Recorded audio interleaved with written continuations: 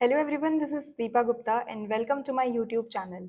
आई hope आप सभी अच्छे होंगे और अपनी प्रिपरेशन अच्छे से कर पा रहे होंगे। जैसा कि मैंने लास्ट वीडियो में आपको बोला था कि मैं जल्द ही आप लोगों के साथ में वन शॉट रिवीजन वीडियो लेकर के आने वाली हूँ हर एक टॉपिक से रिलेटेड। सो मैं अभी स्टार्ट कर रही हूँ ग्रेजुएशन से, और ग्रेजुएशन में भी मैं इंटीग्रल कैलकुलस वाले टॉपिक से स्टार्ट कर रही हूँ। इंटीग्रल कैलकुलस वाला जो टॉपिक है वो RPSC first grade, second grade, assistant professor exam, इन सभी एग्जाम्स में बहुत ज़्यादा अच्छे लेवल पे पूछा जाता है। क्वेश्चंस काफ़ी अच्छे पूछे जाते हैं इंटीग्रल कैलकुलस के। और इसमें मेन प्रॉब्लम ये होती है बच्चों को कि कुछ डायरेक्ट रिजल्ट्स हमको याद रखने पड़ते हैं इस टॉपिक के रिगार्डिंग।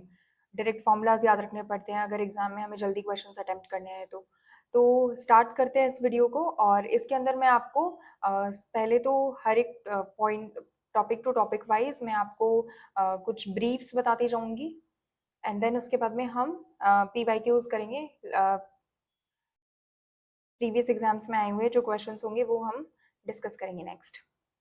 ओके, सो बात करते हैं यहाँ पे गामा फंक्शन की। गामा फंक्शन की जो डेफिनेशन होती है वो हमारे पास में होती है e to the power minus x, x to the power n minus one into d x. यहाँ पे n जो होता है वो आपके पास में रैशनल नंबर्स में से होना चाहिए and n should be greater than zero होना चाहिए। ये जो दो है ये ऑल्टरनेटिव फॉर्म्स है गामा फंक्शन की, जो कि एक दो एग्जाम्स में पूछी गई है। ऑल्टरनेटिव फॉर्म्स भी क्वेश्चन आया हुआ है, तो ये ऑल्टरनेटिव फॉर्म्स भी आप अगर याद रख लो तो बेटर रहेगा। अब बात करते हैं प्रॉपर्टीज ऑफ गामा फंक्शन की। गामा एन प्लस वन जो होता है वो एन गामा एन के बराबर होता है। गामा एन प्लस वन जो होता है वो फैक्टोरियल एन के बराबर होता है, जहाँ पे एन जो होता है वो नेचुरल नंबर से होगा। उसी के साथ में इनमें से सबसे ज्यादा इंपॉर्टेंट जो इंपॉर्टेंट प्रॉपर्टी है वो आपके पास में है प्रॉपर्टी नंबर सिक्स। देन उसके बाद में प्रॉपर्टी नंबर सेवंथ और एट्थ दोनों के दोनों सेम ही है। उसके बाद में नाइन्थ और टेंथ प्रॉपर्टी जो है वो आपके पास में सबसे ज्यादा इंपॉर्टेंट प्रॉपर्टीज में आती है, गामा डुप्लीकेशन फॉर्मूला। और टेंथ वाली जो प्रॉपर्टी है इसमें gamma m gamma one minus m is equal to pi upon sine m pi, जहाँ पे एम की वैल्यू जो होती है वो जीरो से वन के बीच में होती है। तो बेसिकली गामा फंक्शन से अगर कोई क्वेश्चन आ रहा है तो वो इन्हीं प्रॉपर्टी पे बेस्ड आता है, ज्यादा कुछ डिफरेंस आता नहीं है। और दूसरी चीज ये, गामा फंक्शन को हम आइलर सेकेंड इंटेग्रल भी कहते हैं। ठीक है,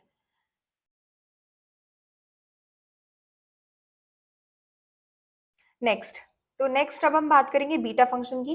बीटा फंक्शन को हम आइलर फर्स्ट इंटीग्रल कहते हैं, और बीटा फंक्शन की जो वैल्यू होती है वो होती है integration zero to one x to the power m minus one, one minus x to the power n minus one, जहाँ पे एम और एन जो होते हैं आपके पास में ग्रेटर देन जीरो के बराबर होने चाहिए। यहाँ पे भी कुछ बीटा फंक्शन की प्रॉपर्टीज है, लेकिन इनमें से भी जो मेन मेन प्रॉपर्टी है वो आपके पास में फर्स्ट वाली प्रॉपर्टी जिसमें गामा और बीटा फंक्शन के बीच में हम रिलेशन को देखते हैं। सेकेंड वाली प्रॉपर्टी कहती है बीटा फंक्शन जो होता है वो सिमेट्रिक होता है। मतलब अगर आप m और n को इंटरचेंज करते हो तो कोई भी डिफरेंस नहीं होता है इसके अंदर। नेक्स्ट प्रॉपर्टी नंबर फोर्थ जो है वो भी इंपॉर्टेंट है, क्योंकि गामा फंक्शन की डेफिनेशन में हम इंटीग्रेशन जीरो टू वन पढ़ते हैं, लेकिन यहाँ पे इंटीग्रेशन जीरो टू इन्फिनिटी है। तो ये वाली जो प्रॉपर्टी है ये भी काफी इंपॉर्टेंट है। उसके बाद में प्रॉपर्टी नंबर फिफ्थ से भी क्वेश्चन आया हुआ है, प्रॉपर्टी सिक्स से भी क्वेश्चन आया हुआ है, प्रॉपर्टी एट से भी क्वेश्चन आया हुआ है। बाकी प्रॉपर्टीज भी आप देख सकते हो, इतना कोई टफ नहीं है। अगर आप एक बार सॉल्व करोगे तो आपको इजीली आ जाएगी बाकी की प्रॉपर्टीज भी। अब बात करते हैं हम बीटा और गामा फंक्शन से रिलेटेड प्रीवियस एग्जाम्स में आए हुए क्वेश्चंस के बारे में। ये क्वेश्चन था आरपीएससी असिस्टेंट प्रोफेसर एग्जाम 25 में, अभी लास्ट ईयर जो एग्जाम हुआ है दिसंबर में, उसी के अंदर आया हुआ क्वेश्चन है।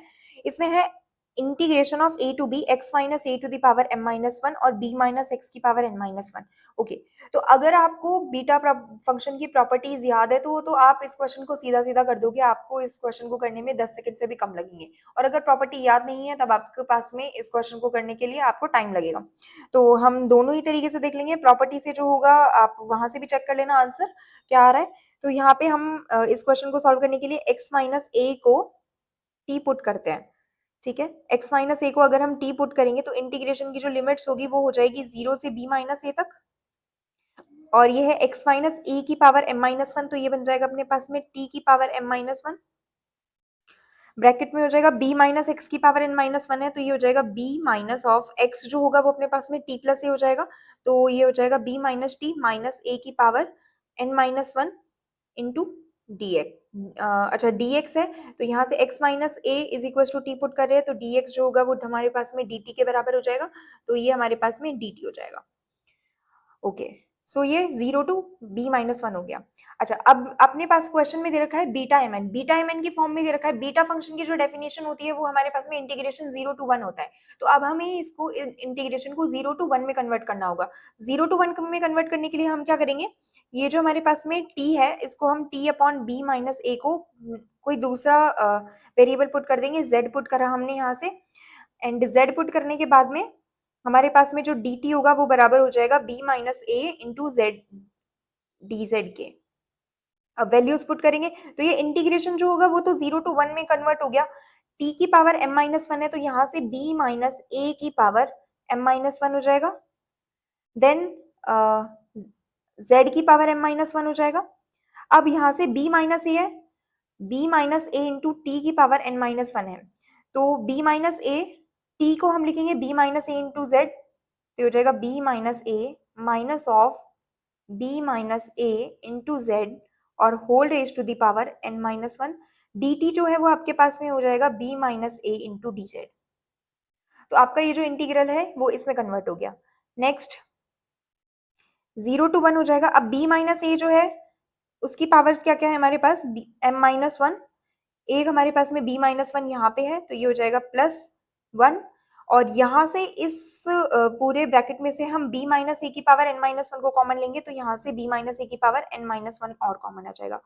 बाद में हमारे पास में z में इंटीग्रल जो बचेगा वो हो जाएगा z की पावर m-1 1 माइनस z की power n-1 into D Z. अब यहाँ से एक 1 से 1 कैंसिल हो जाएगा तो ये हमारे पास आ गया b-a की पावर m प्लस n-1, और ये इंटीग्रेशन बचेगा अपने पास 0 टू 1 z की पावर m-1 1 माइनस z की पावर n-1 dz। तो ये हमारे पास में बीटा mn के बराबर हो जाएगा, और ये b-a की पावर m प्लस n-1, ये वाली जो वैल्यू है वो हमारे पास k की वैल्यू आ जाएगी। तो यहाँ से ऑप्शन नंबर 3 जो होगा वो आपके पास करेक्ट ऑप्शन हो जाएगा। अब अगर प्रॉपर्टी याद होती तो आप इस क्वेश्चन को इजीली कर सकते थे, आपको बिल्कुल भी टाइम नहीं लगता इस क्वेश्चन को करने में। नेक्स्ट क्वेश्चन देखते हैं। नेक्स्ट क्वेश्चन है आपके पास में gamma 3/2 minus x, gamma 3/2 plus x, और आपके पास में दे रखा है अगर 2x जो है वो -1 से 1 के बीच में आ रहा है। तो अब हमने एक प्रॉपर्टी पढ़ी है गामा फंक्शन की, गामा m+1 जो होता है वो बराबर होता है m इंटू गामा m के। तो यहाँ से 3/2 माइनस एक्स और 3/2 प्लस एक्स को मैं लिख सकती हूँ 1/2 माइनस एक्स प्लस 1 गामा, और ये हो जाएगा 1/2 प्लस एक्स प्लस 1 गामा। तो यहां से हमारे पास में निकल करके आएगा 1/2 -1 और 1/2 +1, और ये बचेगा हमारे पास में 1/2 माइनस एक्स गामा और 1/2 प्लस एक्स। तो बाहर हमारे पास आ जाएगा 1/4 माइनस एक्स स्क्वायर, और अंदर हमारे पास में बचेगा 1/2 माइनस एक्स और 1/2 प्लस एक्स। अभी मैंने ऊपर बताया था गामा फंक्शन के जब प्रॉपर्टीज हम पढ़ रहे थे, gamma m, gamma 1 minus m जो होता है वो बराबर होता है पाई अपॉन साइन m पाई के, और यहाँ पे m जो होता है वो 0 से 1 के बीच में होना चाहिए। अब यहाँ पे अगर मैं m बराबर 1/2 प्लस एक्स ले लेती हूँ तो ये हो जाएगा gamma 1/2 plus x, gamma 1 minus 1/2 minus x is equals to, और 0 से 1 के बीच में होना चाहिए m, तो यहाँ से 1/2 प्लस एक्स जो है वो 0 से 1 के बीच में होना चाहिए। तो यहाँ से हमारे पास आ जाएगा 0 less than 1 plus 2x less than 2, और 2x की वैल्यू जो होगी वो हमारे पास में -1 से 1 के बीच में आ जाएगी। तो ये हमारे पास इफ वाली कंडीशन के अंदर ऑलरेडी गिवन है, इफ वाली कंडीशन के अंदर हमारे पास में ये गिवन है, ये गिवन है यहाँ से, तो हम इसके अंदर ये वाला फॉर्मूला लगा सकते हैं। तो यहाँ से हमारे पास आ जाएगा pi upon sine of 1/2 plus x into pi. तो यहाँ से हमारे पास होगा pi upon sine π/2 plus x into pi, sine π/2 plus x pi, sine जो होगा वो π/2 प्लस थीटा सेकंड क्वाड्रेंट के अंदर चला जाएगा। सेकंड क्वाड्रेंट के अंदर जो होता है साइन पॉजिटिव होता है और π/2 पे एंगल अगर π/2 है तो हमारे पास साइन जो होगा वो कॉस में कन्वर्ट हो जाएगा। तो यहाँ पे हमारे पास में आ जाएगा cos πx। तो ये वैल्यू हो गई हमारे पास में π/cos πx। आगे हमारे पास मल्टीपल में 1/4 माइनस एक्स स्क्वायर चल रहा था, तो यहाँ से हो जाएगा 1/4 minus x square pi into sec of pi x. 1/4 minus x square pi into sec of pi x. तो ये इस तरीके से हमारे पास में ये क्वेश्चन हुआ। अब नेक्स्ट क्वेश्चन देखते हैं। ओके, अब देखो इस क्वेश्चन के अंदर ट्रिक ये है कि अगर आपको इसका डायरेक्ट रिजल्ट याद है तब तो आप इसको एग्जाम में कर पाओगे, अदरवाइज एग्जाम के अंदर ये क्वेश्चन आप छोड़ के ही आओगे अगर आपको डायरेक्ट इसका रिजल्ट याद नहीं है तो, क्योंकि इसके अंदर एक्स को हमें कुछ अलग वैल्यू सब्सटीट्यूट करनी होगी जिससे ये बीटा के अंदर कन्वर्ट होगा। तो यहाँ पे मैं आपको अपने प्रॉपर्टीज में ऊपर जाकर के देख लेना, मैंने ये वाला रिजल्ट मेंशन कर रखा है, तो वहां से भी आप इसको देख सकते हो और अदरवाइज आप इसको सॉल्व करना भी देख सकते हो। यहाँ से अगर हम x को पुट करेंगे यहाँ पे b/a t/1 माइनस टी, तो x है हमारे पास में, x अगर 0 होगा तो t हमारे पास में क्या होगा, लिमिट्स भी चेक करेंगे और फिर उसके बाद में एक बार dx भी निकालते हैं। तो यहाँ से dx जो होगा वो हमारे पास में हो जाएगा b/a इंटू 1/1 माइनस टी का होल स्क्वायर dt। ये हमारे पास में dx हो जाएगा। अब है आपके पास में x की पावर m-1, तो यहाँ से हो जाएगा b/a की पावर m-1 इंटीग्रेशन x अगर आपके पास में 0 के बराबर है तो t भी आपके पास में 0 हो जाएगा। ओके, x अगर आपके पास में इन्फिनिटी है तो t यहाँ से 1 के बराबर हो जाएगा। x की पावर m-1 है तो b/a की पावर m-1 बाहर आ गया, ये हमारे पास में बचेगा t की power m-1 upon 1 minus t की पावर m-1। नेक्स्ट बात करेंगे ax प्लस b की, तो यहाँ से जो इसको हम राइट हैंड साइड पे मल्टीप्लाई करते हैं a को, तो ax बराबर हो जाएगा हमारे पास में bt अपॉन 1 माइनस टी। इसमें b ऐड करेंगे दोनों तरफ ax प्लस b बनाने के लिए इसको, तो यहाँ से b कॉमन आ जाएगा, ये हो जाएगा t upon 1 minus T plus 1 और ये हो जाएगा b अपॉन 1 माइनस टी। अब b अपॉन 1 माइनस टी हो गया, यहाँ पे b की पावर हो जाएगा हमारे पास में m प्लस n और 1 माइनस टी की पावर भी हमारे पास में हो जाएगा m plus n into dx हमारे पास में है b अपॉन a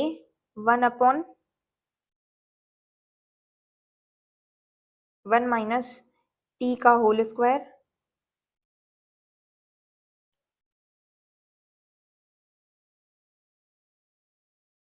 dt। तो यहां से हमारे पास में आ जाएगा b अपॉन a की पावर m-1 इंटीग्रेशन 0 to 1। अब b अपॉन a यहाँ पर है तो ये प्लस 1 हो जाएगा, उसके बाद में b नीचे है तो ये हो जाएगा 1 अपॉन b की पावर m प्लस n। ठीक है, t की पावर m-1 ऊपर हो गया, यहाँ पे नीचे हो जाएगा 1 माइनस टी की पावर m-1, उसके बाद में 1 माइनस टी की पावर m प्लस 1 ऊपर है और 1 माइनस टी स्क्वायर नीचे है dt। बाहर वाले को सॉल्व करेंगे तो ये हो जाएगा 1 अपॉन a की पावर m b की power n integration 0 to 1 t की पावर m-1 और 1 माइनस टी की जितनी भी पावर्स है हमारे पास उनको सॉल्व करेंगे तो हमारे पास यहाँ पे आएगा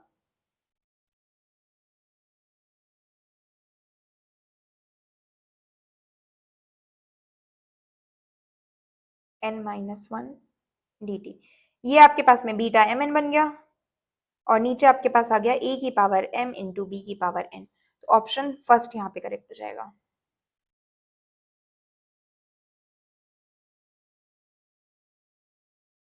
नेक्स्ट देखते हैं, अभी बताया था ऊपर गामा फंक्शन के डेफिनेशन के अंदर ये वाला जो प्रॉपर्टी थी ये इंपॉर्टेंट है, तो उस वो प्रॉपर्टी क्या थी एक बार प्रॉपर्टी देख लेते हैं। प्रॉपर्टी थी gamma 1 upon n, gamma 2 upon n, dot dot dot dot so on gamma n-1 upon n. इसकी वैल्यू निकल के आती है 2 पाई की पावर n-1/2 रूट n। तो यहाँ पे आपके पास में 0.1 है तो ये हो जाएगा gamma 1 upon 1/10, gamma 2/10 and so on gamma n/10। तो n आपके पास में यहाँ पे होगा 10 तो ये हो जाएगा 2 पाई की power 10 minus 1/2 that is 9/2 upon √10। तो ये ऑप्शन फोर्थ करेक्ट हो जाएगा। फोर्थ नहीं, सेकंड करेक्ट होगा, सेकंड वाला ऑप्शन करेक्ट हो जाएगा। ओके, नेक्स्ट देखते हैं, एरिया एंड वॉल्यूम की बात करते हैं। ये तो हो गई अपने पास में बीटा गामा फंक्शन की डेफिनेशन, उनकी प्रॉपर्टीज से रिलेटेड क्वेश्चन। अब बात करते हैं एरिया और वॉल्यूम की। एरिया हमारे पास में कार्टेशियन कोऑर्डिनेट में डिफाइन जब हम करते हैं तब डबल इंटीग्रेशन से डिफाइन करते हैं, dx dy या फिर dy dx से डिनोट कर सकते हैं। पैरामेट्रिक फॉर्म में एरिया जो होता है वो हम डिफाइन करते हैं 1/2 इंटीग्रेशन t1 से t2 x dy by dx minus y dx by dy। Polar form में dx dy या dy dx जो होता है वो r d थीटा dr या r dr d थीटा के अंदर कन्वर्ट हो जाता है यहाँ पे। तो पोलर के अंदर एरिया जो होता है वो इस प्रकार से निकल के आता है।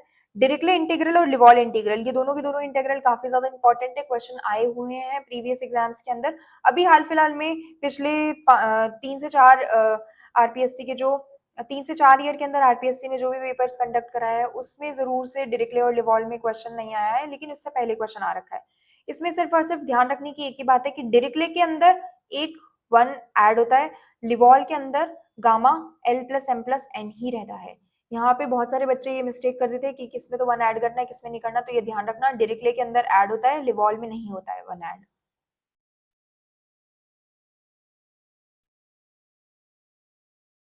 नेक्स्ट क्वेश्चन देखते हैं हम, ये डबल इंटेग्रल के ऊपर ही है। इंटीग्रेशन 0 to π/2 0 से a cos theta r sin theta dr d theta. तो यहाँ पे ये जो 0 से a cos थीटा है ये r की लिमिट्स मेंशन्ड है, तो r की लिमिट्स मेंशन्ड है तो ये हो जाएगा 0 से π/2 साइन थीटा बाहर निकल के आ जाएगा।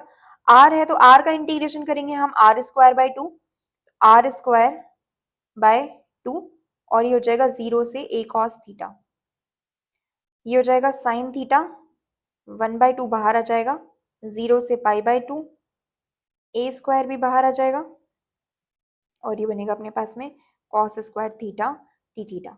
अब अगर आप चाहो तो यहाँ पे बीटा गामा फंक्शन की प्रॉपर्टी से भी लगा सकते हो, और बीटा गामा फंक्शन से नहीं लगा रहे हो तो cos थीटा को आप t पुट कर लो।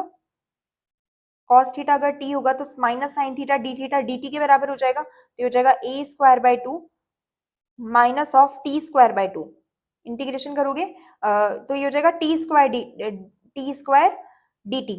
और t² का इंटीग्रेशन करेंगे तो t³ by 3 हो जाएगा, तो ये हो जाएगा cos³ थीटा बाय 3 0 से π/2। cos π/2 0 होता है, cos 0 1 होता है, तो यहाँ से हमारे पास में -1/3 बाहर निकलेगा, तो और ये हो जाएगा a²/6। ऑप्शन 3 करेक्ट है इसके अंदर। नेक्स्ट, अब बात करते हैं क्वेश्चन 7 की। देखो अब यहाँ पे ये जो लिमिट दे रखी है x टू इन्फिनिटी, ये y की लिमिट दे रखी है। इस इंटेग्रल को y के रिस्पेक्ट में सॉल्व करना थोड़ा सा इम्पॉसिबल सा ही है एक तरीके से, क्योंकि एक्सपेंशन से सॉल्व करना पड़ेगा। तो एक्सपेंशन से हम सॉल्व कर सकते हैं इसको वैसे तो, बट यहाँ पर सिंप्लिसिटी के लिए हम क्या करेंगे, इसका ऑर्डर चेंज कर लेंगे। अब ऑर्डर चेंज करने में बहुत सारे स्टूडेंट्स को डिफिकल्टी आती है, ऑर्डर चेंज करने में कुछ भी नहीं है। y की लिमिट जो है वो x से इन्फिनिटी है। अब y बराबर x है तो y बराबर x पहले लाइन ड्रॉ करो, तो ये हो गया हमारे पास में y बराबर x लाइन।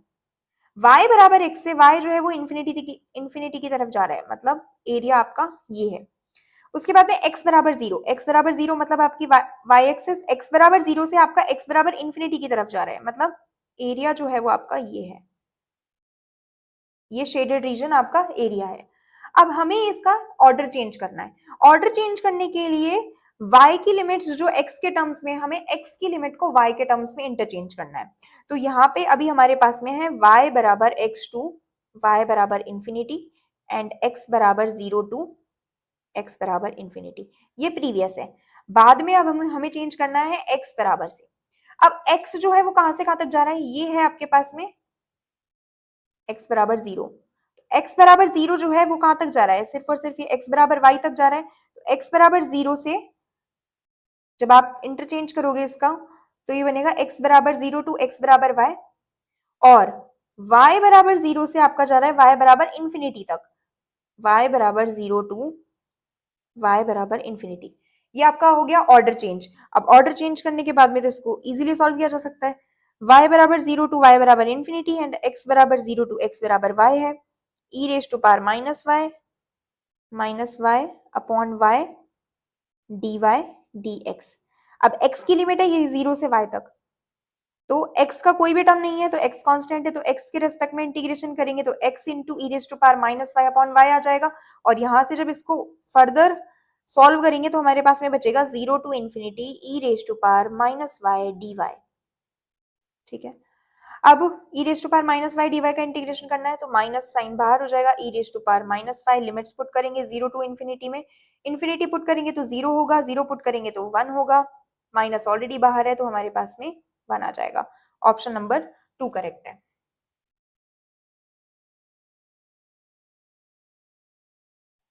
नेक्स्ट देखते हैं क्वेश्चन नंबर 8। अब यहाँ पे 0 से एक्स स्क्वायर जो है वो y की लिमिट है, तो y के लिए अपन इजीली सॉल्व कर पाएंगे। ये 1/x जो है वो कुछ कांस्टेंट टर्म है जो y से मल्टीप्लाई हो रहा है, जब हम y के रिस्पेक्ट में इसको इंटीग्रेट करेंगे तो 1/x को एज अ कांस्टेंट ट्रीट करके चलेंगे। तो 1/x को एज अ कांस्टेंट जब ट्रीट करेंगे तो ये फर्स्ट वाला इंटीग्रल तो एज इट इज हो जाएगा। E raise to power ax का जब अपन इंटीग्रेशन करते हैं तब ई रेज टू पावर ax का अगर इंटीग्रेशन कर रहे हैं तो वो हमारे पास आता है e raise to power ax upon a।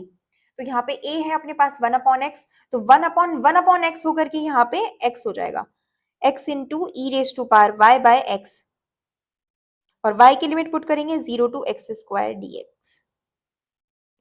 तो ये हमारे पास हो जाएगा 0 टू 1 एक्स स्क्वायर पुट करेंगे x into e raise to power x minus 0 put करेंगे y की जगह, तो यहाँ पर ई रेज टू पावर 0 1 होगा तो ये x हो जाएगा, x into d x. Integration करेंगे वापस से, ये बाय पार्ट से करेंगे x into e raise to power x का फर्स्ट इंटीग्रेशन ऑफ सेकंड, तो यहाँ पे फर्स्ट हो जाएगा x e raise to power x minus differentiation of first integration of second और होल इंटीग्रेशन, तो यहाँ पे minus e raise to power x ही निकल के आएगा अपने पास, माइनस एक्स स्क्वायर बाय 2। 0 से 1 तक लिमिट पुट करेंगे,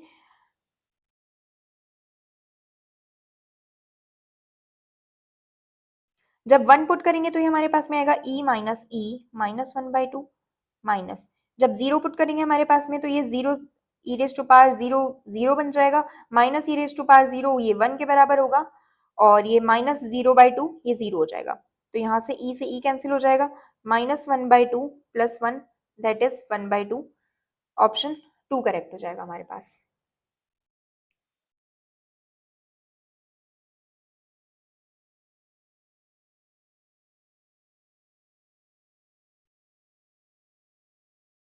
next sine x square dx।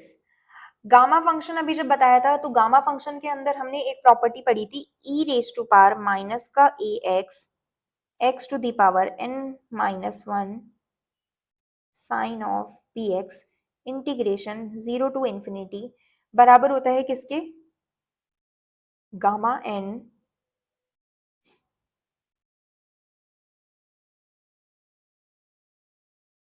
Sign of n theta a square plus b square whole raise to power n/2 के। ठीक है, तो यहाँ पे हमारे पास sine of x square d x है, एक्स स्क्वायर को अगर हम t के बराबर पुट करते हैं तो ये हो जाएगा 2x dx is equals to dt, और यहाँ से हमारे पास में dx बराबर हो जाएगा 1/2 रूट टी dt, तो ये हो जाएगा 0 टू इंफिनिटी 1/2 टी की power minus half sine of T dt। a हमारे पास में यहाँ पे 0 है, b हमारे पास में यहाँ पे 1 है, और n हमारे पास में यहाँ पे 1/2 है, t की पावर माइनस हाफ है, यहाँ पे x की पावर n माइनस 1 है, तो मैं इसको लिख सकती हूँ t की पावर 1/2 माइनस 1, तो माइनस हाफ हो जाएगा, तो n हमारे पास में 1/2 होगा इस तरीके से, तो ये हो गया 1/2। अब गामा n तो gamma half sine of, okay, और जो थीटा होता है वो हमारे पास में होता है यहाँ पे tan inverse of b by a। a हमारे पास में 0 है तो tan इनवर्स ऑफ इन्फिनिटी पाई/2 हो जाएगा, तो साइन पाई/2, और n हमारे पास में है 1/2 तो साइन पाई/4 हो जाएगा, अपॉन b स्क्वायर हमारे पास में 1 है, n हमारे पास में 1/2 है तो 1/4, तो यहाँ नीचे तो 1 ही आना है, 1/2। गामा 1/2 की वैल्यू होती है हमारे पास में रूट पाई, साइन 1 पाई/4 हमारे पास में होता है 1/√2, तो ये हमारे पास हो गया 1/2 अंडर रूट ऑफ पाई/2। ऑप्शन 4 करेक्ट है। इजी सी क्वेश्चन नहीं आते, ज्यादा टफ नहीं आते, आई सी ये। और मोस्टली अभी जितने भी एग्जाम्स में मैंने देखा है एरिया वाले जो ये क्वेश्चन होते हैं ना इंटीग्रेशन वाले, ये ज्यादा पूछे जाते हैं एग्जाम्स में। ज्यादातर एग्जाम्स में ये वाले क्वेश्चन ज्यादा आ रहे हैं। वॉल्यूम, सरफेस ऑफ रिवॉल्यूशन यहाँ से कम आते हैं, बट आते हैं, ऐसा नहीं कि नहीं आते, आते हैं वहां से भी। देखो अब बात करते हैं, ये भी एरिया का एक क्वेश्चन है लेकिन थोड़ा सा ट्रिकी है। Even denotes the area of the region, अभी आया था ये स्कूल लेक्चरर फर्स्ट ग्रेड के एग्जाम के अंदर आया था, लास्ट जो एग्जाम हुआ था 24 में, 25 में एग्जाम हुआ था, 24 की तो वैकेंसी थी।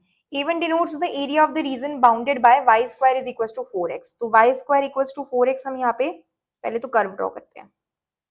ये हो गया हमारे पास वाई स्क्वायर बराबर 4x। ओके, x बराबर 4, तो x बराबर 4 कहीं यहाँ पे काटेगा, तो ये हो जाएगा हमारे पास में x बराबर 4। And a2 denotes the area of the region bounded bye y square बराबर 4x एंड x बराबर 1। तो x बराबर 1 यहाँ पे हो जाएगा कहीं पे, ठीक है। देन a1 रेशियो a2 हमें कैलकुलेट करना है। ओके, a1 जो है वो x बराबर 4 और y स्क्वायर बराबर 4x वाला है, तो मतलब ये पूरा शेडेड रीजन, ये वाला हमारे पास में a1 है, नीचे भी होगा। और a2 जो है वो ये वाला ही है, सिर्फ और सिर्फ x बराबर 1 और y स्क्वायर बराबर 4x के बीच वाला रीजन जो है। अब हमें इंटीग्रेशन निकालना है, तो सबसे पहले हम a1 निकालते हैं। a1 जो है वो हमारे पास में कंप्लीट रीजन है, ये x एक्सिस के नीचे भी है और x एक्सिस के ऊपर भी है। तो अब हम क्या है, अब हमें क्या देखना है, x बराबर 0 से आपकी लिमिट x बराबर 4 तक जा रही है, ठीक है। और जितना x एक्सिस के ऊपर एरिया है, x एक्सिस के नीचे भी उतना ही एरिया, तो एरिया जो होगा वो 2 टाइम्स हो जाएगा, ठीक है, 2 टाइम्स हो गया। x बराबर 0 ये हो जाएगा आपके पास में y एक्सिस, यहां से लेकर के x बराबर 4 तक आपके पास में ये x का रीजन है। y जो है वो, अब मैंने 2 टाइम्स एरिया कर दिया, तो नीचे वाला एरिया तो हमें मेंशन ही नहीं करना, हम लेंगे ये y बराबर 0, मतलब x एक्सिस और उससे ऊपर वाले रीजन का एरिया। तो y बराबर 0 से जा रहा है, y बराबर पैराबोला, पैराबोला ऊपर की तरफ है आपके पास में 2 रूट एक्स, वाई स्क्वायर बराबर 4x है, तो y बराबर 2 रूट एक्स हो जाएगा, और ये हो जाएगा हमारे पास में dx dy। y जो है वो ये हो जाएगा यहाँ से 0 से 4, और ये हो जाएगा 2 रूट एक्स।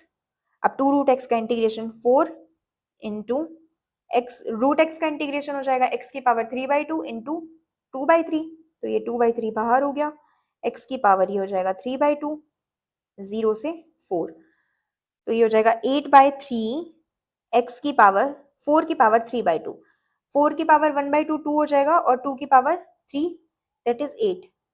तो यहाँ पे a1 का जो एरिया आया वो हमारे पास में आया 64/3। अब देखो जो a2 का एरिया है वो भी सेम ही आना चाहिए, सिर्फ और सिर्फ हमारे पास लिमिट्स जो होगी वो x की चेंज हो जाएगी, x बराबर 0 से हमारे पास में x बराबर 1 तक चलेगा वो, तो यहाँ पे 4 की जगह सिर्फ और सिर्फ 1 आना है, तो यहाँ पे 8/3 तो एज इट इज हो जाएगा, और ये x की पावर जो 2/3 है इसकी जो लिमिट होगी, x की पावर 3/2 जो है वो इसकी लिमिट हो जाएगी 0 से 1 तक, तो यहाँ पे हमारे पास में a2 जो रीजन है उसका एरिया आया 8/3, और a1 रेशियो a2 आपसे पूछा है क्वेश्चन में, तो a1 रेशियो a2 जो होगा वो किसके बराबर हो जाएगा 64/3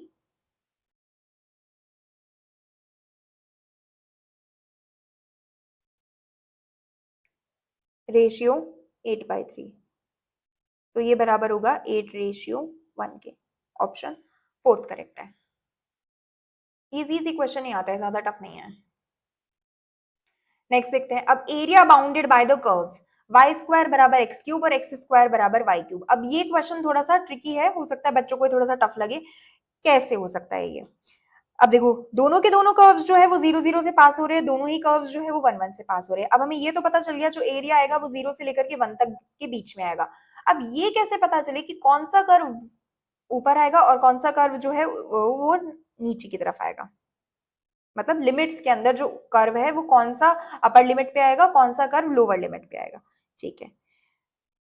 तो यहां से हमारे पास y बराबर x की पावर 3/2 हो गया एक तो, और एक हो गया y बराबर x की पावर 2/3। अब यहाँ पे है आपके पास में कहीं पे 1, एक कर्व कुछ इस तरीके से बनेगा, एक कर्व कुछ इस तरीके से बनेगा, दोनों के दोनों 1 पे जाके मीट होंगे।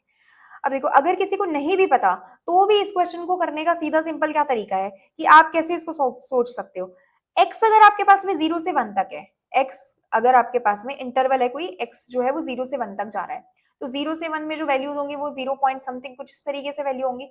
अब एक के अंदर पावर जो है वो 3/2 है, मतलब 1 से बड़ी है, और एक के अंदर पावर जो है वो है 2/3, मतलब 1 से छोटी है। तो पॉइंट अगर हम 0 पॉइंट समथिंग कुछ नंबर है उसको अगर हम पावर जो है वो 1 से बड़ी करते हैं तो वो नंबर छोटा होगा, ऑफ कोर्स सी बात है। और अगर पॉइंटों में कोई नंबर है, 0 से 1 के बीच में कोई नंबर है, उसकी पावर अगर हम 1 से छोटी लिखते हैं तो वो नंबर बड़ा होगा। फॉर एन एग्जाम्पल, अगर मैं बात करूं 0.5 की, तो 0.5 है हमारे पास में 0 से 1 के बीच में कोई नंबर। अब मुझे एक 0.5 की पावर एक तो करना है 3/2, मतलब वन, एक से बड़ी तो मैंने 2 कर ली, और 0.5 की पावर एक मुझे करना है रूट समथिंग। तो 0.5 का जब मैं स्क्वायर करूंगी तो ये मेरे पास में हो जाएगा 0.25, ठीक है। और 0.5 की पावर अगर मैं 0.5 का अगर मैं स्क्वायर लेती हूँ तो वो मेरे पास में आएगा 0.75 समथिंग कुछ आएगा। 0.5 का जो स्क्वायर आएगा वो 0.75 कुछ समथिंग करके आएगा। 75 नहीं, 0.70 करके आएगा कुछ। तो इस तरीके से 0.70 हमारे पास में ये आ जाएगा। तो कौन सी वैल्यू बड़ी हुई? x की पावर 2/3। तो ये वाला जो कर्व होगा वो हमारे पास में x की पावर 2/3 वाला हो जाएगा। ये वाला जो कर्व है वो हमारे पास में x की पावर 3/2 वाला हो जाएगा। Area bounded by the region पूछा है, तो यहाँ से x की पावर 2/3 माइनस x की पावर 3/2 dx हो जाएगा। इंटीग्रेशन की लिमिट्स आपके पास में 0 से 1 तक हो जाएगी। कैलकुलेट कर लेना, आपके पास आंसर आ जाएगा। ट्रिक यही थी इस क्वेश्चन के अंदर कि कौन सा जो कर्व होगा वो अपर बाउंड पे आएगा, कौन सा जो कर्व होगा लोअर बाउंड पे आएगा। अच्छा, अगर कोई ये नहीं भी देखना चाहता, छोड़ना भी चाहता है कि कौन सा कर्व ये इसमें अपर बाउंड पे आएगा, कौन सा लोअर बाउंड पे आएगा, तो एरिया को हम हमेशा ही पॉजिटिव में लेते हैं, पॉजिटिव में काउंट करते हैं। तो अगर आपके पास में नेगेटिव भी आ रहा है तो वो पॉजिटिव ही होगा एरिया, तो क्योंकि ऑप्शंस में भी आपके पास में चारों पॉजिटिव ही दे रखे होते हैं। नेक्स्ट देखते हैं। नेक्स्ट क्वेश्चन है 1/x e raise to power y by x. अब यहाँ पे y की जो लिमिट है वो है आपके पास में 0 to x स्क्वायर, और x की लिमिट जो है वो आपके पास में 0 to 1 तक है। ओके, तो y की लिमिट आपके पास में है 0 से x स्क्वायर। तो y के रिस्पेक्ट में हम इसको इंटीग्रेट करेंगे तो ये अपने पास में हो जाएगा 1/x into e raise to power y by x है। x को कांस्टेंट मान के पुट करेंगे तो 1/1/x, तो ये x ऊपर चला जाएगा, e raise to power y by x as it is बचेगा, और 0 to x स्क्वायर इंटीग्रेशन 0 से 1, और ये अपने पास में हो जाएगा dx। x x कैंसिल हो गया, लिमिट्स पुट करेंगे तो ये हो जाएगा e raise to power x minus e raise to power 0 put करेंगे तो ये हो जाएगा 1 into dx। E raise to power integration है आपके पास में 0 to 1, e raise to power x का हो जाएगा e raise to power x, तो लिमिट्स पुट करेंगे तो ये बनेगा e माइनस 1 माइनस 1 का इंटीग्रेशन यहाँ पे 0 से 1 में 1 ही होगा, तो यहाँ पे आपके पास में आ जाएगा e minus 2। Option number 3 correct हो जाएगा। नेक्स्ट क्वेश्चन है area bounded by the curve y बराबर 3 minus x square and y बराबर 2x। अच्छा, अब इसके अंदर आपको कर्व बनाना आना चाहिए। यहाँ पे आपके पास में इस कर्व को आप लिख सकते हो x square is equals to minus of y minus 3। अब अगर 2D थोड़ी बहुत भी पढ़ी है तो वहां पर हम पढ़ते हैं, ये स्टैंडर्ड फॉर्म है किसी भी पैराबोला की, तो यहाँ पे जो वर्टेक्स होगा वो किसके बराबर होगा? 0,3 के बराबर वर्टेक्स होगा। वर्टेक्स ये आपका 0,3 के बराबर हो गया, और पैराबोला जो है वो एक्स स्क्वायर बराबर समथिंग, एक्स स्क्वायर बराबर माइनस ऑफ 4ax टाइप का होता है। तो पैराबोला जो होता है वो क्या बनता है? अपना डाउनवर्ड ओपन पैराबोला बनता है। तो यहाँ पे डाउनवर्ड ओपन पैराबोला बन गया, और ये जो वर्टेक्स है वो हो जाएगा आपके पास में 0,3। y बराबर 2x, y बराबर 2x कुछ इस तरीके से लाइन होगी, y बराबर 2x, ठीक है। अब हमें चेक करना है कि y बराबर 2x जो लाइन है वो पैराबोला को कहाँ पे कट कर रही है। तो ये y बराबर, y की जगह हम 2x पुट करेंगे तो x square plus 2x minus 3 is equals to 0 हो जाएगा। यहाँ से हो जाएगा x square plus 3x minus x minus 3 x x plus 3 minus 1 x plus 3 हो जाएगा। तो x बराबर 1 हो गया एक तो, और x बराबर माइनस 3 हो गया। तो ये कौन कौन सी लाइंस हो गई? ये वाली लाइन हो गई x बराबर माइनस 3, और ये वाली लाइन हो गई हमारे पास में x बराबर 1। अब हमें इन दोनों लाइंस और y बराबर 2x और y बराबर 3 माइनस एक्स स्क्वायर, ये वाला शेडेड रीजन निकालना है, ये शेडेड रीजन निकालना है। अब यहाँ से x की लिमिट्स जो है वो तो आपके पास में -3 से 1 तक जा रही है, y जो है वो इस लाइन से पैराबोला तक जा रहा है, तो लाइन से पैराबोला तक क्या हो जाएगा 2x से 3 माइनस एक्स स्क्वायर तक आपके पास में y जा रहा है, और ये हो जाएगा dy, और ये हो जाएगा dx। dy जो है वो हो जाएगा यहाँ पे 3 minus x square minus 2x integration -3 से 1 dx। इंटीग्रेट करोगे इसको तो ये बनेगा 3x minus x cube by 3 minus x square -3 से 1। तो लिमिट्स पुट करोगे तो लिमिट्स पुट करने पे यहाँ पे आएगा 3 minus 1/3 minus 1 minus of -3 put करोगे तो ये हो जाएगा -9 माइनस -3 अगेन पुट करोगे तो यहाँ पे हो जाएगा +9, और -3 अगेन पुट करोगे तो हो जाएगा -9। तो ये कैंसिल हो गया, -9 तो ये +9 हो जाएगा, तो हो जाएगा 2 minus 1/3 +9 11/3 11 minus 1/3 33 minus 1 that is 32/3। Option fourth correct हो जाएगा।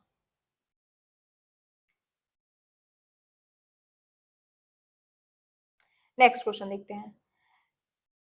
सेकंड ग्रेड 24 में आया हुआ क्वेश्चन है, area of the region enclosed by the curve y बराबर x cube and the tangent at the point -1 to 1। Okay, अब यहाँ पे आपसे पूछा है, आपसे कोई और लाइन नहीं दे रखी है आपको, यहाँ पे आपसे पूछा है टेंजेंट एंड पॉइंट -1 to 1। अब पहले तो आपको टेंजेंट निकालनी पड़ेगी y बराबर x क्यूब कर्व के लिए एट पॉइंट -1 to 1, और फिर उसके बाद में जो शेडेड रीजन होगा उसका एरिया फाइंड करना होगा। कैसे करेंगे, y बराबर एक्स क्यूब जो होता है वो कर्व इस तरीके से होता है। अब -1 to 1 जो होगा वो कहीं पे, ये -1 to 1 यहाँ पे है, -1 से 1 के बीच में जो टेंजेंट है -1 to 1 के ऊपर अपनी जो टेंजेंट आएगी वो कुछ इस तरीके से आएगी, ये आपकी टेंजेंट हो गई। अब ये जो टेंजेंट है ये कर्व को इस पॉइंट पे कट कर रही है, एक तो ये पॉइंट हो गया और एक ये पॉइंट हो गया। तो अब हम पहले तो टेंजेंट निकालेंगे, टेंजेंट के लिए अपने को क्या चाहिए होगा, पॉइंट अपने पास में है, अपने को स्लोप चाहिए, तो स्लोप के लिए अपन क्या करेंगे, dy by d x is equals to यहाँ पे हो जाएगा 3x स्क्वायर के, एट पॉइंट -1 ये हो जाएगा -3 के। अब टेंजेंट की इक्वेशन कैसे निकालते हैं, y माइनस y1, y1 है आपके पास में -1 तो ये +1 हो जाएगा इज इक्वल्स टू -3, अच्छा -3 नहीं +3 होगा क्योंकि एक्स स्क्वायर है तो ये +3, x माइनस x1 तो ये हो जाएगा x+1। तो ये हमारे पास हुआ y बराबर 3x+2, y बराबर 3x+2। अब y बराबर 3x+2, अब हमें ये चेक करना है कि ये जो टेंजेंट है ये कर्व को इंटरसेक्ट करती है तो कौन से पॉइंट पे इंटरसेक्ट करेगी। तो इंटरसेक्शन के लिए ये दोनों, ये एक लाइन है और ये यहाँ पे हमारे पास कर्व दे रखा है, तो यहाँ से निकालेंगे x cube is equals to 3x+2, और x क्यूब minus 3x minus 2 is equals to 0। -1 पे सेटिस्फाई कर रहा है, -1 पे सेटिस्फाई कर रहा है, तो यहाँ से x -1 तो ये हो जाएगा x, और दूसरा जो होगा वो आई थिंक, एंड दूसरा हमारे पास में x बराबर 2 हो जाएगा, तो x बराबर 2 पे भी कट करेगा, तो ये हमारे पास लाइन जो है वो एक हो जाएगा x बराबर -1 और दूसरी लाइन हो जाएगी x बराबर 2। ठीक है, अब जो एरिया है वो कर्व से y बराबर 3x+2 तक जा रहा है, तो x की लिमिट्स हो जाएगी -1 से 2, और जो कर्व है वहां से हमारे पास में लाइन तक जा रहा है, दैट मीन्स x क्यूब से 3x+2 तक जा रहा है, तो यहाँ से अपने पास ये हो जाएगा dx dy, y की जो लिमिट है वो हो जाएगी 3x+2 minus x cube integration -1 से 2 dx, और ये हो जाएगा 3x² bye 2 plus 2x minus x4/4 -1 से 2 तक, और इसको सॉल्व करने के बाद में 12, हाँ ये हो जाएगा 6 प्लस 4 -4 माइनस, ये हो जाएगा 3/2 -2 -1/4, तो यहाँ पे आया 6, 3/2 -1/4,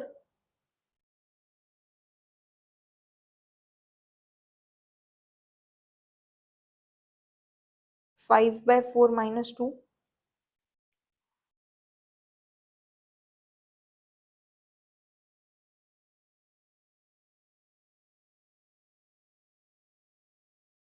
3/4 माइनस का 24, 27/4.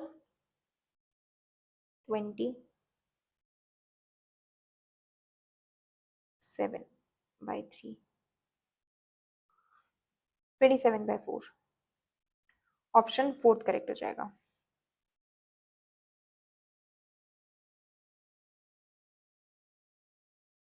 नेक्स्ट, ये कुछ स्टैंडर्ड कर्व्स है और उनसे उनके एरियाज से रिलेटेड कुछ रिजल्ट्स हैं जो बुक में दे रखे हैं, जेपीएच वाली बुक में दे रखे हैं। तो यहाँ पे याद करने का सीधा सीधा तरीका है, जैसे इसको मैंने कैसे अल्फाबेटिकल ऑर्डर में याद किया था इसको। ए से एस्ट्रॉइड, सी आई, अल्फाबेटिकली आई पहले आता है, फिर आर आता है, फिर वाई आता है, तो इसको इसी ऑर्डर में याद करना। ए से astroid, c i cissoid, c a r cardioid and c y cycloid. और यहाँ पे जो एरियाज है वो है 3/8, 3/4, 3/2 एंड 3/a²। एरिया जो होता है उसमें हमेशा यूनिट स्क्वायर होता है, तो वहां पे आपके पास में अगर ए जो है वो यूनिट में है तो एरिया का जो यूनिट होगा वो यूनिट स्क्वायर होगा। तो यहाँ से एस्ट्रॉइड हो गया, सिसॉइड हो गया, कार्डियोइड हो गया, साइक्लॉइड हो गया। ये टैक्ट्रिक्स की इक्वेशन है। टैक्ट्रिक्स का जो एरिया होता है वो πa² होगा, इलिप्स का πab होता है, लेमिनिस्केट का a² होता है। ये common area to the ellipse है। ये दो इलिप्स हैं, इनके बीच का जो एरिया है वो यहाँ पे दे रखा है 4ab tan inverse of a/b, जहाँ पे a जो है वो b से छोटा है। ठीक है, डिकार्टिव वॉल्यूम का एरिया होता है 3/2a²। ये कुछ इंपॉर्टेंट शॉर्ट नोट्स के जैसे ही हैं जो मैंने आपके लिए लिखे हैं यहाँ पे। तो आप इनको या तो स्क्रीनशॉट ले सकते हो या फिर अपनी नोटबुक में नोट डाउन कर सकते हो, जैसा भी आपको ठीक लगे तो देख लेना। ये कुछ स्टैंडर्ड रिजल्ट्स ही हैं। Common area between these to cylinders is 16a²। This is the common area. ठीक है, आगे देखते हैं। रेक्टिफिकेशन, तो रेक्टिफिकेशन मतलब length of the curve. Rectification का मतलब होता है यहाँ पे लेंथ ऑफ द कर्व। तो अगर आपके पास में dy/dx दे रखा है पैरामेट्रिक फॉर्म में, तो वहां पे रेक्टिफिकेशन का फॉर्मूला फर्स्ट वाला होता है dx/dy। अगर इजीली निकाल सकते हो आप, y के अंदर लिमिट्स दे रखी है तो रेक्टिफिकेशन का फॉर्मूला सेकंड वाला होगा। पैरामेट्रिक फॉर्म के अंदर हमारे पास रेक्टिफिकेशन का फॉर्मूला ये होता है, और पोलर के लिए हमारे पास रेक्टिफिकेशन ये वाले फॉर्मूला होते हैं। ये स्टैंडर्ड है। एस्ट्रॉइड का 6 से होता है रेक्टिफिकेशन, कार्डियोइड और साइक्लॉइड का 8 होता है। याद कर लेना, कार्डियोइड का 8 होता है, साइक्लॉइड का भी 8 होता है। इक्विएंगुलर स्पाइरल का फ्रॉम r1 टू r2 ये होता है r2 माइनस r1 सेक अल्फा के बराबर। Circle of radius a, polar के अंदर सर्कल का जो इक्वेशन होता है वो होता है r is equal to 2a cos theta, जहाँ पे a रेडियस होता है।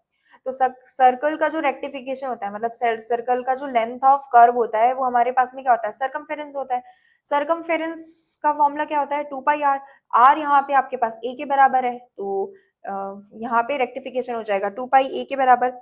ये भी एक स्टैंडर्ड कर्व है, एग्जाम में पूछा हुआ क्वेश्चन है, इससे रिलेटेड भी x बराबर t² और y बराबर t-t³/3। इसका जो रेक्टिफिकेशन होता है वो होता है 4√3 के बराबर। अब कुछ क्वेश्चंस देख लेते हैं रेक्टिफिकेशन और area bounded by the curve से related. If the length of arc of cardioid between these two points is 2a, then the value of alpha is.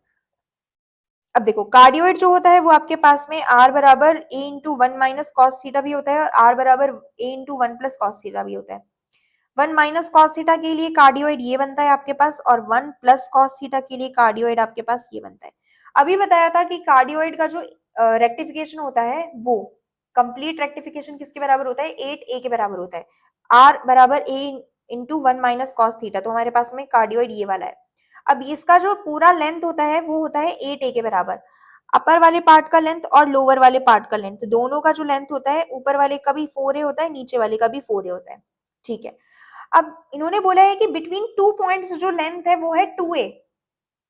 Theta बराबर 0 से, ये आपके पास में इनिशियल लाइन है, तो थीटा बराबर 0 से थीटा बराबर सम अल्फा के ऊपर जो लेंथ है वो आपके पास में है 2a, सॉरी 2a है लेंथ, और ऊपर वाले का एक्स एक्सिस के ऊपर ऊपर जो कार्डियोइड का लेंथ होता है वो हमारे पास में होता है 4a। ठीक है, तो ये 90 डिग्री, सॉरी 180 डिग्री का एंगल है। 180 डिग्री को टू पार्ट्स में अपने को डिवाइड करना है, 2a के बराबर होगा। अब देखो, आप ऑप्शन से भी देख सकते हो इसको कि ऑप्शन से क्या हो सकता है। आपके पास में एरिया जो होगा सॉरी एरिया क्या, लेंथ जो है वो आपके पास में सेकेंड वाले क्वाड्रेंट में ज्यादा है, तो सेकेंड वाले क्वाड्रेंट के अंदर ही इसको डिवाइड करना चाहिए आइडियली। तो अगर आपके पास कम टाइम है तो थोड़ा सा इस तरीके से भी दिमाग लगा सकते हो। पाई बाय 6 मतलब 30 डिग्री, पाई बाय 3 मतलब 60 डिग्री, पाई बाय 2 मतलब 90 डिग्री और 2 पाई बाय 3 मतलब 120 डिग्री। तो 120 डिग्री सेकंड क्वाड्रेंट के अंदर आ रहा है, तो यहाँ पे 120 डिग्री ये वाला जो ऑप्शन होगा ये करेक्ट हो जाएगा। और अगर इस तरीके से नहीं जाना चाहते हो, ये वाली अप्रोच नहीं अपनाना चाहते हो, तो अपन सीधे फॉर्मूला से भी निकाल सकते हैं कि रेक्टिफिकेशन का फॉर्मूला जो होता है पोलर के लिए क्या होता है। तो पोलर वाले के लिए थीटा बराबर 0 से थीटा बराबर अल्फा के लिए हमें रेक्टिफिकेशन निकालना है। तो rectification s is equals to from theta बराबर 0 से थीटा बराबर अल्फा तक निकालना है, और ये होता है under root of 1 r² plus d r by d theta का whole square into d theta. अब यहाँ पे r आपके पास में a into 1 minus cos theta, d r by d theta किसके बराबर हो जाएगा, a इंटू साइन थीटा के बराबर। स्क्वायर करके ऐड करोगे और a को बाहर निकालोगे तो a तो बाहर आ जाएगा, ठीक है। तो ये हो जाएगा थीटा बराबर 0 से अल्फा। a बाहर आने के बाद में हो गया आपके पास में 1 माइनस कॉस थीटा का होल स्क्वायर और sign square theta.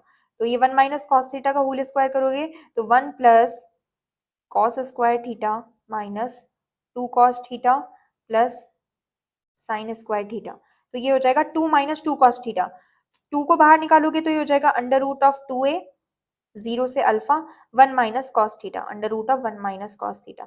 1 minus cos theta जो होता है वो किसके बराबर होता है 2 साइन स्क्वायर थीटा बाई 2। तो रूट 2 बाहर होगा, ऑलरेडी एक रूट 2 आपके पास में बाहर है, into a sine theta by 2 integration 0 से अल्फा डी थीटा। तो ये हो गया आपके पास में 2a साइन थीटा का इंटीग्रेशन करोगे तो माइनस का कॉस थीटा बाई 2 हो जाएगा इंटू 2। तो ये 2 एक बाहर हो गया, माइनस कॉस थीटा बाई 2 0 से अल्फा बराबर, और ये जो लेंथ है ये किसके बराबर आ रही है 2a के बराबर आ रही है। तो ये अपने पास में हो जाएगा 4a, कॉस 0 पुट कर दो पहले, ये हो जाएगा 1 माइनस उसके बाद में हो जाएगा cos alpha by 2 is equals to 2a। तो ये हमारे पास में 2 हो गया 1/2, तो कॉस अल्फा बाई 2 जो होगा वो हो जाएगा 1 माइनस का 1/2 दैट इज 1/2। कॉस की वैल्यू 1/2 कहाँ पे होती है, कॉस 60 पे, कॉस 60 मतलब पाई बाय 3। तो अल्फा बाय 2 जो होगा वो पाई बाय 3 के बराबर हो जाएगा, तो अल्फा यहाँ से अपने पास में 2 पाई बाय 3 के बराबर हो जाएगा। ऐसे भी कर सकते हो, ये थोड़ा सा लेंदी है। बाकी अगर किसी को कार्डियोइड के बारे में पता है तो वो एग्जाम में इस तरीके से इससे पहले वाली अप्रोच से भी जा सकता है।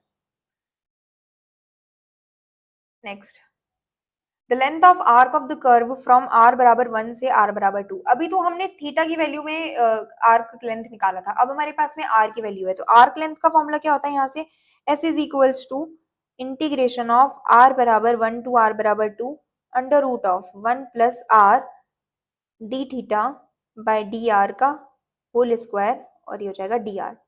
यहाँ से d r by d theta किसके बराबर हो जाएगा 1 by root 2 a e to the power theta by 2 के, और ये थीटा बाय रूट 2 के, ये हमारे पास में आर है। तो 1 upon r d theta by d r is equals to 1 by root 2 हो गया। तो r d theta by d r d theta by d r जो होगा वो रूट 2 के बराबर हो जाएगा। 1 प्लस रूट 2 का स्क्वायर दैट इज 2 का स्क्वायर, रूट 2 का स्क्वायर 2 हो जाएगा, 1 प्लस 2 रूट 3 हो जाएगा, रूट 3 बाहर हो गया। इंटीग्रेशन करेंगे 1 से 2 डी आर का, तो यहाँ से अपने पास में 1 हो जाएगा। इंटीग्रेशन के बाहर में हमें रूट 2 मिला, ऑप्शन नंबर फर्स्ट करेक्ट हो जाएगा इसका। बस फॉर्मुलाज याद करने की देर है, इसमें आपको फॉर्मुलाज याद रखने पड़ेंगे तभी आप ये सॉल्व कर पाओगे, वरना यहाँ पर अगर आर्क लेंथ का फॉर्मुला ही नहीं याद है तो फिर कैसे क्वेश्चन सॉल्व होगा। आगे देखते हैं, the arc length of semi cubical parabola from vertex to a point a comma a, vertex से ए कॉमा ए पॉइंट तक निकालना है। अब यहाँ से भी सेम ही चीज है, सेमी क्यूबिकल पैराबोला दे रखा है ए वाई स्क्वायर बराबर एक्स क्यूब। अब आप यहाँ पे एक्स के टर्म्स में भी कर सकते हो, लाइक आर्क लेंथ जो मैंने बताई थी अभी, under root of 1 plus d y by d x का whole square into d x, और under root of 1 plus d x by d y का whole square into d y. दोनों से ही आप निकाल सकते हो, क्योंकि यहाँ पे पॉइंट आपको दे रखा है ए कॉमा ए, तो हम d y by d x निकालना ईजी रहता है। तो ये हो जाएगा 2ay dy is equal to 3x² dx। तो यहाँ से dy हो जाएगा आपके पास में 3x² बाय 2a। अब y की वैल्यू रखनी पड़ेगी, तो y आपके पास में होगा x की पावर 3/2 और रूट a dx। तो यहाँ से dy/dx जो होगा वो निकल के आएगा आपके पास 3/2 अंडर रूट ऑफ x/a। अब आर्क लेंथ का फॉर्मूला जो होता है वो है x बराबर वर्टेक्स से a कॉमा a, तो 0 से a हो जाएगा, वर्टेक्स यहाँ पे 0 0 है इस पैराबोला के लिए, under root of 1 plus dy/dx का होल स्क्वायर, तो ये हो जाएगा 9/4 x/a और dx। आगे इंटीग्रेट कर लेना यहाँ से। नेक्स्ट देखते हैं, length of arc of cycloid from vertex to any point s. अच्छा, अब ये पैरामेट्रिक फॉर्म में दे रखा है, तो पैरामेट्रिक फॉर्म के अंदर आर्क लेंथ जो होता है वो किसके बराबर होता है, under root of dx by that parameter, जो भी आपके पास यहाँ पे थीटा दे रखा है, टी दे रखा है, तो टी के रेस्पेक्ट में dx बाय डी थीटा का whole square plus dy by d theta का होल स्क्वायर, और अंडर रूट करके इंटीग्रेट करना है आपको 0 से लेकर के वर्टेक्स से एनी पॉइंट x, y। तो ये हो जाएगा 0 से any point theta under root of dx by d theta, तो यहाँ से हो जाएगा a स्क्वायर, इसको डिफरेंशिएट करना है और फिर स्क्वायर करना है, तो ये हो जाएगा 1 प्लस कॉस थीटा का whole square plus a square, 1 minus cos theta का इंटीग्रेशन करेंगे हम, डिफरेंशिएशन करेंगे तो ये हो जाएगा साइन थीटा, तो ये हो जाएगा sine square theta d theta. अब इसको सॉल्व करेंगे, a बाहर आ जाएगा, 1 plus cos square plus sine square plus 2 cos theta, तो 1 प्लस 1 2 हो जाएगा वहां से, plus 2 cos theta under root 2 बाहर निकल के आएगा, 1 प्लस कॉस थीटा बचेगा अंदर, 1 प्लस कॉस थीटा को हम लिखते हैं 2 साइन स्क्वायर थीटा बाई 2, तो अंडर रूट 2 एक वहां से बाहर आ जाएगा, साइन स्क्वायर थीटा बाई 2 का अंडर रूट लेंगे तो वो साइन थीटा बाई 2 हो जाएगा, और 0 से थीटा, और ये हो जाएगा डी थीटा। ये सारी कैलकुलेशन अब जैसे माइंड में आपको करनी रहेगी, वहां पर आप पेपर पेन लेकर के बैठ करके नहीं करोगे, और ये आपको प्रैक्टिस से आएगी, जितनी ज्यादा आप प्रैक्टिस करोगे उतनी ज्यादा वहां पे देखो एग्जाम टाइम में ये चीज होती है कि आप सारी चीजें नहीं लिख सकते वहां पे, आप आधी चीजें आपके दिमाग में चलेगी, आधी चीजें आप लिखोगे, वरना तो सारा टाइम ही अगर लिखने में निकाल दोगे तो क्वेश्चन कब सॉल्व करोगे और आंसर ओएमआर कब फिल करोगे। तो साइन थीटा बाई 2 हो जाएगा, यहाँ पे हुआ ये 2a, इंटीग्रेशन करेंगे तो साइन थीटा बाई 2 का कॉस थीटा बाई 2 होता है, तो माइनस ये हो जाएगा कॉस थीटा बाई 2, 2 और मल्टीप्लाई हो जाएगा बाहर, तो ये माइनस का 4 हो जाएगा, और ये हुआ कॉस थीटा बाई 2, 0 से theta, theta by 2 as it is रह जाएगा,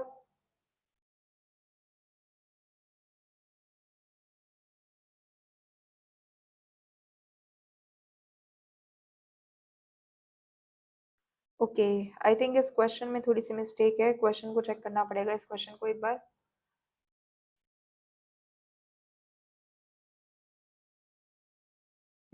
इस क्वेश्चन में थोड़ी मिस्टेक है, इसमें चेक करना पड़ेगा, cycloid theta plus sine theta नहीं होगा इसमें, यहाँ पे let me check,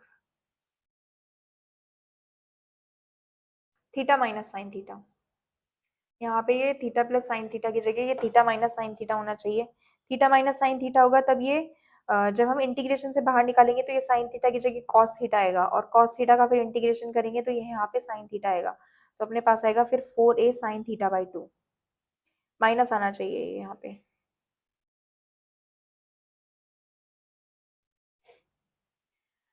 volume of solid of revolution, तो एक्स एक्सिस के अबाउट अगर अपन किसी भी कर्व को रिवॉल्व करते हैं तो वो उसके लिए वॉल्यूम निकल के आता है integration x1 to x2 pi y square dx, y बराबर a लाइन के अबाउट करते हैं तो y माइनस a का होल स्क्वायर आ जाता है, x बराबर 0 के अबाउट करेंगे तो x स्क्वायर आएगा, और x बराबर a के अबाउट करेंगे तो x माइनस a का होल स्क्वायर आ जाएगा। ये जो है ये कुछ पोलर के अंदर वॉल्यूम ऑफ रिवॉल्यूशन है, इनसे अभी तक इतने क्वेश्चन पूछे नहीं गए हैं पोलर वाले में, अपने से तो ये कार्टेशियन वाले कोऑर्डिनेट से ही क्वेश्चन पूछे जाते हैं वॉल्यूम ऑफ रिवॉल्यूशन के, तो ये वाली चीज एक बार आप देख लेना। ये कुछ रिजल्ट्स हैं जो याद रखने ज्यादा इंपॉर्टेंट है, जैसे इलिप्स को अगर हम एक्स एक्सिस के अबाउट रिवॉल्व करते हैं तो आपके पास में वॉल्यूम ऑफ रिवॉल्यूशन जो आता है वो आता है 4/3 pi a b square, x axis के अबाउट रोटेट कर रहे हैं तो बी स्क्वायर आएगा, वाई एक्सिस के अबाउट रोटेट करेंगे तो ए स्क्वायर आएगा। अब देखो बुक में तो दिया हुआ है मेजर कि प्रोलेट स्फेरॉइड और ओब्लिट स्फेरॉइड क्या होता है, लेकिन एग्जाम में अभी तक क्वेश्चन पूछा नहीं गया है इसके अबाउट, लाइक अभी तक एग्जामिनर ने सिर्फ और सिर्फ यही पूछा है कि इलिप्स को अगर हम एक्स एक्सिस के अबाउट रोटेट करेंगे तो एरिया क्या वॉल्यूम क्या आएगा, वाई एक्सिस के अबाउट करेंगे तो वॉल्यूम क्या आएगा। ऐसे क्वेश्चन भी पूछा जा सकता है कि इलिप्स दे दिया आपको और ये पूछे कि प्रोलेट स्फेरॉइड का वॉल्यूम क्या होगा, ऑब्लेट स्फेरॉइड का वॉल्यूम क्या होगा, तब आपको ये चीज याद रखनी पड़ेगी कि प्रोलेट और ऑब्लेट स्फेरॉइड जो होता है वो क्या होता है, दीर्घगोलाभ और चपटा गोलाभ जो होता है। पैराबोला को लेटेस्ट रेक्टम के अबाउट, अच्छा ठीक है, ये आपके पास में वाई स्क्वायर बराबर 4ax पैराबोला हो गया, लेटेस्ट रेक्टम आपके पास में ये हो गया। अब देखो टेंजेंट एट x बराबर 0 के अबाउट अगर हम रिवॉल्व करेंगे तो टेंजेंट, ये आपके पास में टेंजेंट हुआ, तो ये पैराबोला जो बनेगा वो इस तरीके से बन जाएगा।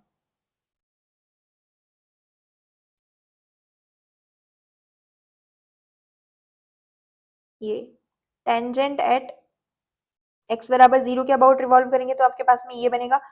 अगर लेटेस्ट रेक्टम के अबाउट रिवॉल्व करेंगे, ये यहाँ से पैराबोला को कट कर दिया, अब आपके पास में जो रीजन है वो यही वाला रीजन है। अगर लेटेस्ट रेक्टम के अबाउट रिवॉल्व करेंगे तो आपके पास में जो पैराबोला बनेगा वो ये बनेगा, इस तरीके से रिवॉल्व होगा ये वॉल्यूम निकल करके आएगा। ठीक है, सिसॉइड के लिए, सिसॉइड का उसके एसिम्पटोट के अबाउट जो वॉल्यूम ऑफ रिवॉल्यूशन है वो 2 पाई स्क्वायर ए क्यूब होता है। ये कुछ स्टैंडर्ड ही रिजल्ट्स हैं, ये लिखे हुए हैं बुक के अंदर, आप एक बार चेक कर लेना। साइक्लोइड के लिए बेस और टेंजेंट एट वर्टेक्स के लिए वॉल्यूम ऑफ रिवॉल्यूशन ये होता है। अगर दो सिलेंडर्स दे रखे हैं x square plus y square बराबर a square, x square plus z square बराबर ए स्क्वायर, या फिर कोई भी एनी सिलेंडर अगर आपको दे रखा है, एक्स स्क्वायर जैसे यहाँ पे तो x square plus z square बराबर ए स्क्वायर दे रखा है, अगर y square plus z square बराबर ए स्क्वायर दे रखा होगा तभी भी आपके पास में वन ऑक्टेंट के अंदर 2/3 ए क्यूब, और टोटल जो होगा वो एक ऑक्टेंट में अगर 2/3 ए क्यूब है तो 8 ऑक्टेंट के लिए टोटल वॉल्यूम जो होगा वो 8 से मल्टीप्लाई हो जाएगा, 16/3 ए क्यूब हो जाएगा। लिमकॉन का वॉल्यूम ऑफ रिवॉल्यूशन जो होता है वो होता है 4/3 पाई ए स्क्वायर प्लस बी स्क्वायर। टैक्ट्रिक्स के लिए भी दे रखा है, ये वही सेम कर्व जो हमने रेक्टिफिकेशन में पढ़ा था, जिसकी पैरामीटर जो आया था वो आई थिंक 4√3 के बराबर आया था। और volume of solid of revolution इसके लिए ये होता है। अच्छा, एक ये वाला इंपॉर्टेंट रिजल्ट है volume of anchor ring. Anchor ring का जो वॉल्यूम ऑफ रिवॉल्यूशन होता है वो अबाउट, अगर रेडियस ये है और किसी प्लेन के अंदर बी डिस्टेंस पे हम रिवॉल्व करते हैं उसको, तो volume of revolution 2 pi square A square भी होता है। ये रिजल्ट सरफेस ऑफ रिवॉल्यूशन के लिए, एंकर रिंग के लिए आया हुआ है क्वेश्चन में, चांसेस है कि वॉल्यूम के लिए भी आ जाए, तो आप इस रिजल्ट को डायरेक्ट याद रखना। उसमें ए और बी की वैल्यूज पुट करके पूछा गया था, अभी देखेंगे आगे क्वेश्चन में मैंने मेंशन कर रखा है, तो एक बार आप वो वाला क्वेश्चन भी देख लेना। Okay, the volume in the first octant bounded by the cylinder, अभी देखा था फर्स्ट ऑक्टेंट में पूछा है तो वो 2/3 क्यूब हो जाएगा, और अगर कंप्लीट वॉल्यूम पूछा होता तो वो 8 से मल्टीप्लाई होकर के 16/3 हो जाता। अब इसको निकालेंगे कैसे? वॉल्यूम जो होता है वो आपके पास में किस तरीके से होता है, triple integration dx dy dz होता है। z जो है, अब फर्स्ट ऑक्टेंट की बात कर रहा है तो आपके पास में x greater than 0, y greater than 0, z greater than 0, ये तो है ही आपके पास। z जो होगा वो आपके पास में हो जाएगा root of a square minus x square, y जो होगा वो आपके पास में हो जाएगा root of a square minus x square, और x जो होगा वो 0 से a तक हो जाएगा। तो y z की लिमिट हो जाएगी root of a square minus x square, y की भी same root of a square minus x square, तो root of a square minus x square as it is हो जाएगा dy dz की, और ये हो जाएगा dx। अब ए स्क्वायर और यहाँ पे x है तो ये a हो जाएगा, माइनस एक्स स्क्वायर है तो x क्यूब बाय 3 हो जाएगा, तो ये a क्यूब बाय 3 हो जाएगा, a cube minus a cube by 3 हो जाएगा 2a क्यूब बाय 3। इस तरीके से निकलता है ये फर्स्ट ऑक्टेंट का वॉल्यूम ऑफ रिवॉल्यूशन। 8 के लिए 8 से मल्टीप्लाई कर देना। The volume of solid generated by revolution of ellipse about y axis, अभी पूछा था, अभी बताया था। अगर इलिप्स आपको दे रखा है, यहाँ पे जो ये इलिप्स है स्टैंडर्ड, ये इलिप्स हो जाएगा x square upon 4 plus y square upon 1 is equal to 1। यहाँ पे ए स्क्वायर आपके पास में है 4 और बी स्क्वायर आपके पास में है 1। ठीक है, तो अभी बताया था वॉल्यूम ऑफ रिवॉल्यूशन जो होगा वो अबाउट वाई एक्सिस के अबाउट जो वॉल्यूम ऑफ रिवॉल्यूशन है तो वहां पे आएगा 4/3 पाए ए स्क्वायर बी। ए स्क्वायर आपके पास में 4 है तो यहां से हो जाएगा 16/3 पाए, ऑप्शन सेकेंड। देखो, रिजल्ट याद रखने का अपना ही एग्जाम के अंदर एक प्रॉफिट होता है। आपको अगर सीधे सीधे रिजल्ट्स कुछ एक क्वेश्चंस के अंदर याद है ना, तो वहां पे आपको फॉर्मुलाज या फिर कुछ भी और एक्स्ट्रा करने की जरूरत ही नहीं है, और ये सारे एग्जाम के क्वेश्चंस हैं आए हुए। Next, the volume generated by revolution of loop of the curve about x axis, अगर एक्स एक्सिस के अबाउट रिवॉल्व कर रहे हैं हम तो वॉल्यूम का फॉर्मूला होता है pi y square d x1 to x2। ठीक है, अब लूप बन रहा है तो लूप बन रहा है, तो यहाँ पे 0 पे तो इसको ये सेटिस्फाई कर रहा है, तो 0,0 जो पॉइंट है ये तो होगा ही स्टार्टिंग, ठीक है। उसके बाद में वापस 0 कब हो रहा है ये आके, हमें ये चीज चेक करनी है। तो y वापस से 0 कब होगा, t, ये हो जाएगा 1 माइनस टी स्क्वायर बाई 3। तो t की वैल्यू हमारे पास में एक तो 0 आ रही है और t की वैल्यू हमारे पास में आ रही है प्लस माइनस √3, क्योंकि x जो है वो t स्क्वायर है तो x तो हमेशा पॉजिटिव ही है, तो t की वैल्यू जो होगी वो √3 होगी, मतलब √3 के ऊपर y वापस से 0 हो जाएगा, मतलब जो लूप बनेगा आपका एक तो 0 0 से स्टार्ट होकर के 0, √3 पे जाकर के लूप बनेगा। तो x की जो वैल्यू होगी वो होगी 0 से √3 पाए, वाई स्क्वायर हो जाएगा यहाँ से t minus T cube by 3 का होल स्क्वायर, और dx जो है वो ये हो जाएगा dx is equal to 2 into 2t dt, तो ये हो जाएगा 2t dt। यहाँ से इसको सॉल्व कर लेना 0 से √3 तक, t जो है वो आपका 0 से √3 तक जाएगा।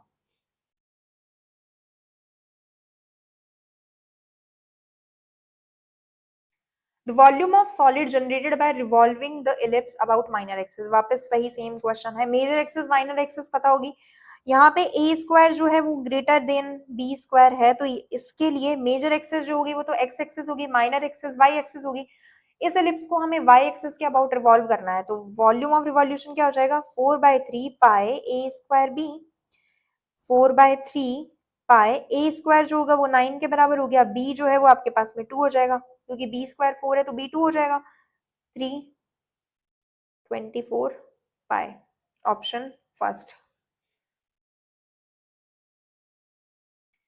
नेक्स्ट बात करते हैं सरफेस एरिया ऑफ रिवॉल्यूशन। अगर x एक्सिस के अबाउट रिवॉल्व करोगे तो integration x1 to x2 2 pi y ds हो जाएगा, ds यहाँ पे s जो है वो आर्क लेंथ है, लेंथ ऑफ आर्क अभी हमने पढ़ा था रेक्टिफिकेशन के अंदर, तो वहां से हमें ds निकालना होगा, और y एक्सिस के अबाउट रिवॉल्व करेंगे तो हो जाएगा y1 to y2 2 pi x ds हो जाएगा। पोलर फॉर्म के अंदर ये होता है और पैरामेट्रिक के अंदर ये होता है।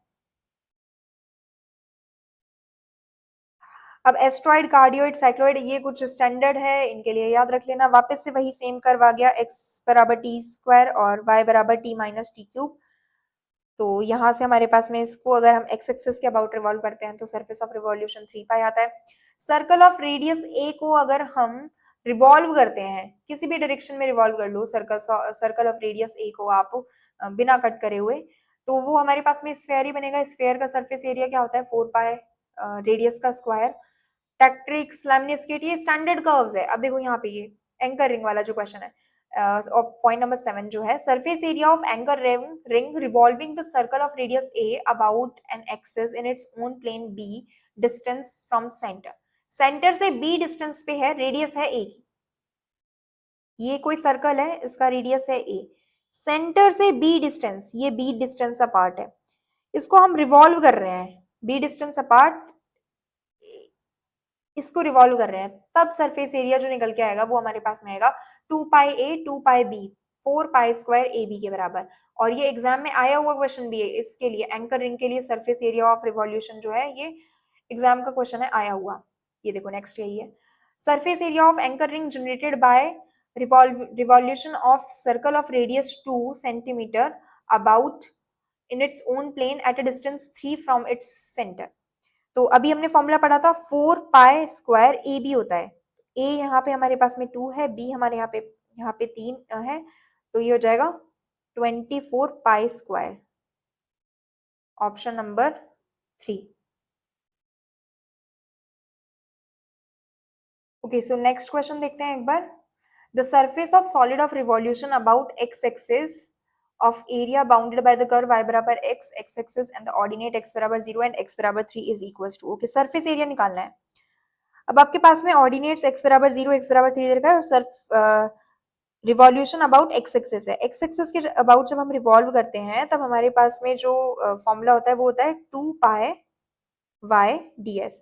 अब यहाँ पे जो ds है वो आपके पास में होगा रेक्टिफिकेशन से, ds बाई dx होता है under root of 1 plus dy by dx का होल स्क्वायर। तो यहाँ से ds की वैल्यू पुट करेंगे तो ये हो जाएगा x1 टू x3, मतलब 0 से 3 2 pi y under root of 1 plus dy by dx का whole square into dx।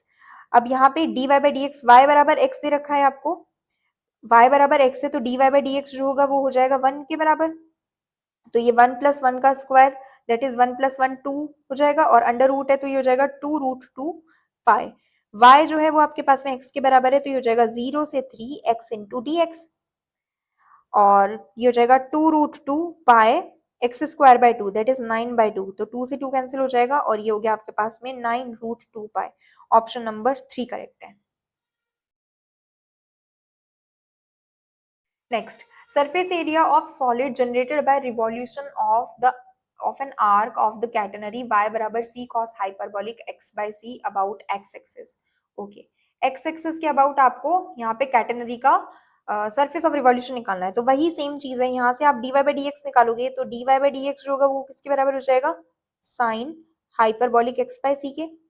Okay, तो x एक्सिस के अबाउट करना है तो 2 पाई y हो जाएगा आपके पास में c cos hyperbolic x by c under root of 1 plus sine square sine hyperbolic square x by c हो जाएगा, और ये हो जाएगा dx 0 से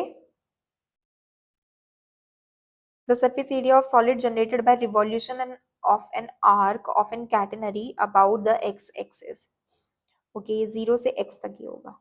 ठीक है, तो ये 2 पाई c बाहर आ जाएगा, इंटीग्रेशन 0 टू x हो जाएगा cos hyperbolic x by c, 1 plus sine square hyperbolic cos square hyperbolic होगा, अंडर रूट है तो cos हाइपरबॉलिक हो जाएगा, एक cos हाइपरबॉलिक ऑलरेडी बाहर है तो ये cos square hyperbolic x by c हो जाएगा, और ये हो जाएगा dx। ठीक है, वापस से इसको जब हम सॉल्व करेंगे तो ये हो जाएगा 1 प्लस cos